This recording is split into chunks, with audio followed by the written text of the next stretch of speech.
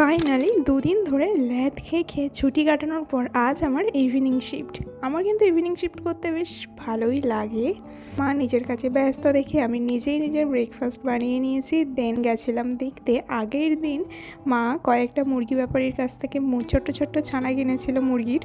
তো আমি গেছিলাম সেইগুলোকে একটু দেখতে তারা সব ঠিকঠাক আছে কি না। তো তাদেরকে দেখে এসে আমার কাজ হলো সেলফ কেয়ার করা। তো সেটা করে এই যে একটু পৌঁছেও গেছি ডিউটি। তো ডিউটিতে সব কাজ হওয়ার পরে যখন আর কিছুই করার ছিল না, তো তখন গেছিলাম এই ছোটো ছোটো বুচকিগুলোকে একটু জ্বালাতন করতে।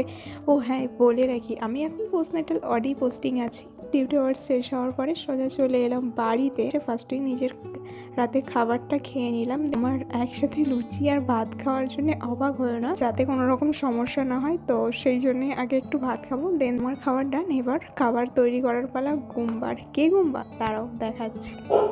ওর এই রিসেন্ট কয়েকদিন ধরে শরীরটা খুব খারাপ, ওরও খাওয়ার শেষ। তো এবার আমি এই সুন্দর ওয়েদারটাকে বসে বসে উপভোগ করছিলাম। তো চলো আজকে এটুকুই, টাটা।